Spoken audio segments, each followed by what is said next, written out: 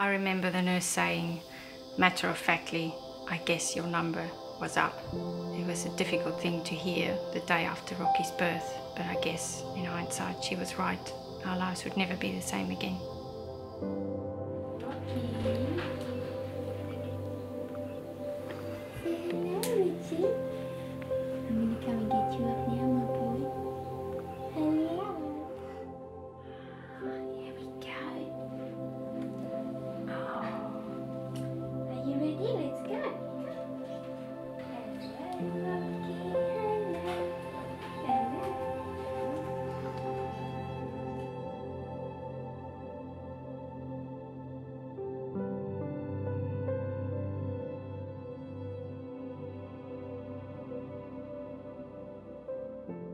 We were told by the hospital that we were good candidates for a natural birth because I had a very healthy pregnancy with Ruby.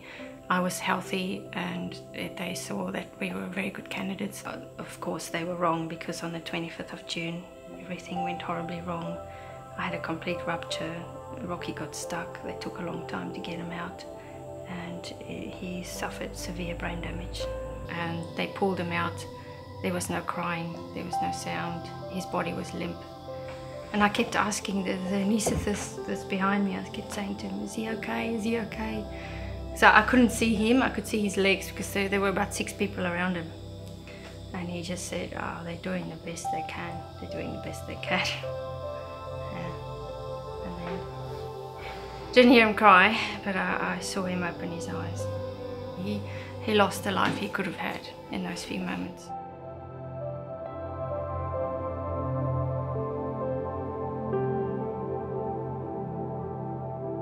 For 3 days, we couldn't touch him, we couldn't pick him up, we couldn't cuddle him. So his first introduction to life wasn't a cuddle, it was wires, medications, and openness and coldness. Incredibly hard. Not only did we, suffer the shock of losing what he could have been, we also couldn't comfort what had happened to him. We couldn't help him. We couldn't say to him, "It's okay." But we did sing to him and talk to him all the time. You can't turn back the time, and if I could, I would have just gone, "Please give me a cesarean, please get the baby out." But I can't do that, and of course you feel guilty. You look at him every day and you see how he suffers and you think it was such an easy choice. Something so easy that could have prevented so much pain. But it was not meant to be, I guess.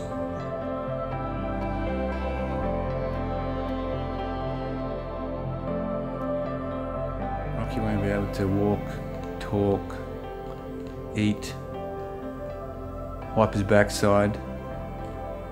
All these things, yeah, they do, and they told us that, yeah. And these are heavy things. Yeah, diagnosis cerebral palsy, quadriplegic cerebral palsy, irreversible damage to the brain. Which, funnily enough, we're trying to change, irreversible. We're trying to reverse that, make Roki's brain work in areas that it hasn't worked before.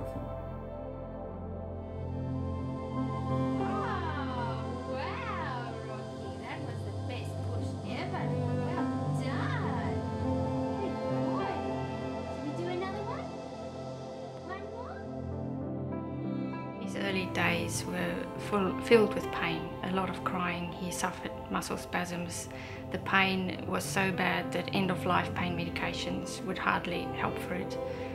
We had to lie in bed listening to him cry at night during the night, and for hours and days on end. And this urge in us grew, this determination to help him. There must be a better way. How can a little baby like this suffer so? And Dave and I decided that we will not stop. We will be relentless in our bid to cure our son. There must be a better way, and we won't stop until we've given him every chance to a better life. So I do Voita therapy, which is painful for him. It's a nerve stimulating therapy. I do that 4 times a day. In between that, I do normal physiotherapy, a lot of work on the floor, getting him to lift his head, a lot of work on the exercise ball, a lot of sitting up exercises. Then I feed him for an hour, 5 times a day, and I do mouth exercises, speech therapy to get him to close his mouth, to move his tongue. And on top of all that, we've got Ruby, the housework. I'm trying to be a mother and also do fundraising. And it's a full day, every day, it doesn't stop. We even went a step further. We bought a goat because the goat's milk is filled with a lot of good bacteria to help with Rocky's gut issues. So milking the goat is a new experience for me, yes. An early morning experience.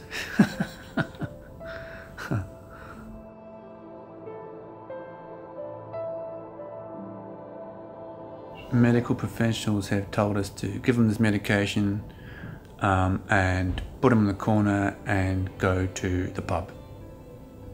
Oh, go and get drunk. Yeah, that's what it was. Not the pub, go and get drunk.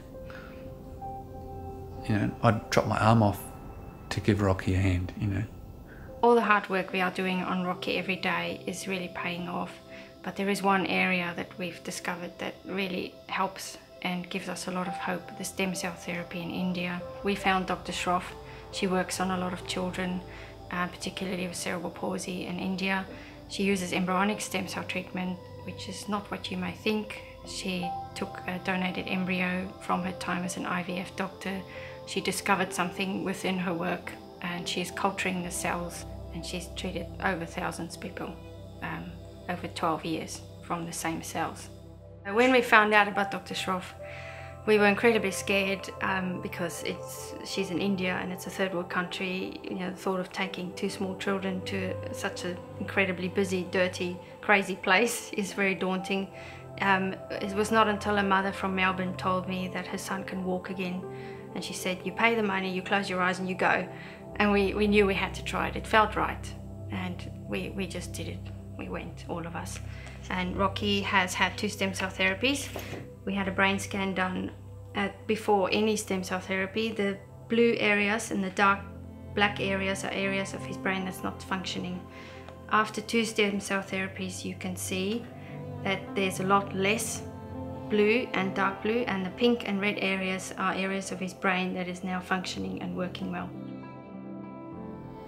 He was having a lot of seizures before we had stem cells, and they've diminished quite a lot. And his movement.